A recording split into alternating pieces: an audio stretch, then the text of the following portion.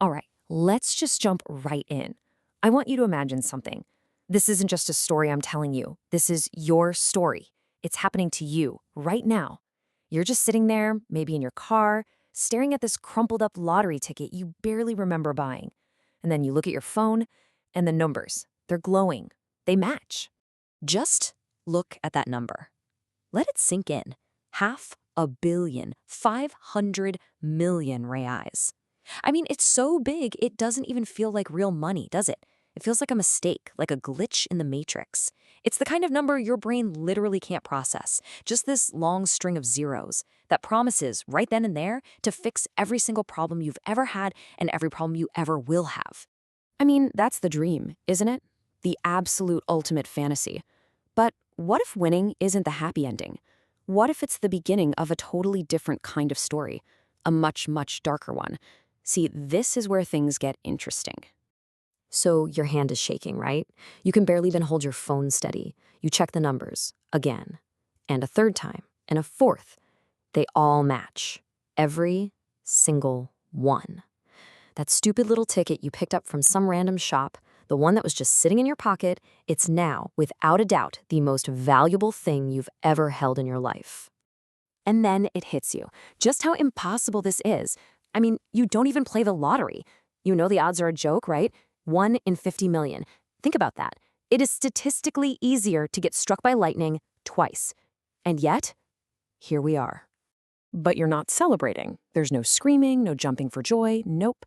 The first thing that kicks in is this cold, primal instinct, just sheer survival. And this little voice in your head is just screaming one thing: do not tell anyone. You know where you live, you know people have been hurt for a whole lot less than 500 million. So absolute secrecy, that's mission number one. And you quickly find out why that instinct is so strong. You get home, you lock the door, maybe you bolt it twice, and what's the first thing you do? You Google it. What to do if you win the lottery. And oh man, the results are just chilling. Story after story of people who went bankrupt in a few years, people whose families were targeted, kidnapped, people who were murdered by those closest to them. Suddenly the internet is telling you this isn't a blessing. It's a curse. A really, really well-disguised curse. Okay, so you realize pretty fast you need help. And not just any help. You need the kind of people who live and breathe this stuff, the sharks. You spend all night just falling down this rabbit hole into a world you didn't even know existed. It's this whole other universe of asset shielding, multi-market funds, tax havens, all these intimidating words. This is your new language now. It's the vocabulary of survival when you're suddenly this rich. So fast forward a week, the money, it's actually in your account. It's real. And for the very first time, you use it. And let me tell you, it doesn't feel like spending money. It feels like you've suddenly developed a superpower. But you know what they say, with great power comes a great big lie. And just like that, in about 15 minutes, all those problems that kept you up at night, the ones that gave you knots in your stomach, they just vanish. That student loan you thought you'd be paying forever, gone. The maxed out credit card, wiped clean. The next 3 years of car payments, poof, paid in full. The feeling of relief is so violent, so intense, you actually feel a little sick to your stomach. And then you do something incredible. You make one single transfer for 180,000 reais, and you pay off your parents' entire mortgage. Just like that. A debt that was going to hang over their heads for the next 20 years, it just disappears with a single tap on your phone. You literally just became their hero. Of course they're going to ask how. How did you do this? And the lie, it just rolls off your tongue. It's almost scary how easy it is. Oh, it was a huge bonus at work. Or maybe, I got super lucky with that Bitcoin thing years ago. It feels terrible saying it, but at the same time, it feels completely necessary. And right there, that's it. That's the moment your double life officially begins. And quitting your job? Yeah, that's not even a question. It's just gonna happen. I mean, how can you possibly sit in a cubicle pretending to care about quarterly reports when, let's be real, you could probably buy the entire building?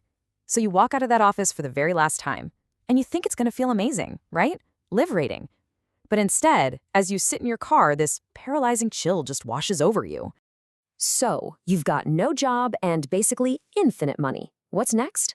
Well, the journey begins, and you don't plan anything, you just show up at the airport and buy a one-way, first-class ticket to Paris. Why not?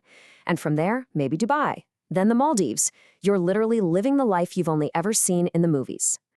So you get to Paris and your hotel suite, it has this insane, perfect view of the Eiffel Tower. The bathroom alone is bigger than your entire old apartment. You're eating at restaurants where the menus don't even have prices on them. You know the type. The whole, if you have to ask, you can't afford it thing. Well, guess what? You can afford anything. But the moment it really, really sinks in, you're in some fancy watch store and you buy a Patek Philippe, one of those ridiculously expensive watches, without even blinking. And then it hits you. This one thing on your wrist costs more than your dad earned in his entire life. The line between wanting something and having it, it's just gone. It doesn't exist for you anymore. But then, something weird starts to happen. That amazing first-class seat, it's still just a chair on a plane. The spectacular hotel suite, well, you're still just by yourself, scrolling on your phone at 3 in the morning. Luxury starts to feel normal. It becomes routine. And any routine, no matter how shiny and expensive it is, eventually just becomes boring. So you come home after, 3 months of this? And the silence is just deafening. All your friends are just living their normal lives. Your girlfriend, she knows something's up. And the lie, it's just exhausting to keep up. So you tell her. You tell her the truth. And in that one moment, your relationship, it dies. It gets replaced by something kind of transactional. And yeah, spoiler alert, it doesn't last. And of course, the secret gets out. It always does. Suddenly, your phone, which used to be for connecting with people, it turns into a weapon pointed right at you. It's just this constant, endless stream of people wanting something.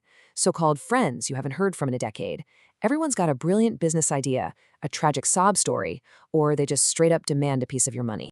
So paranoia just becomes your new normal. You have to hire security, you have to get your cars armored, your home turns into a fortress. Just going for a walk? Yeah, that's not something you can do anymore. Isn't it ironic? You have enough money to go literally anywhere on Earth, but your actual world, it's gotten so much smaller. It's shrunk down to just a handful of safe places. Okay, let's jump forward 5 years. You've done it all. Seriously. You've bought everything you could possibly want. You've been everywhere. You even started a foundation. And the money? It just keeps piling up. But something deep inside you is just broken. And that's the real kicker. It's not that you're happy, but you're not sad either. You're just numb. Completely anesthetized. The fear of not being able to pay your bills, that's gone for sure. But so is the hunger, the drive, the absolute thrill of accomplishing something. Remember when saving up for a simple vacation felt like a huge win? Now, you can take a private jet to Ibiza on a whim, and you feel absolutely nothing, because it cost you nothing in terms of effort. So when you tally it all up, here's the trade you made. On the one hand, yeah, you got total financial security. You got to help your family in ways you never dreamed of. But what did you lose? Well, you lost the purpose that only comes from struggling for something. You lost the ability to really trust people. And you lost the simple, beautiful freedom of just being a normal, anonymous person. And that original lottery ticket, it's still there, tucked away in a safe somewhere. Just 6 little numbers that gave you everything society tells you that you're supposed to want. But they also stole something. They stole a fundamental part of being human. The whole reason for the fight. The satisfaction of the climb. Which really just leaves us with one haunting question, doesn't it? If you could go back in time to that exact moment, with that crumpled ticket in your hand, but knowing everything you know now, would you do it again? I think some days the answer would be a clear yes. But on other nights, those long, quiet nights, it's a hard no. A night where you trade all the billions just to feel the simple, honest thrill of a small victory one more time.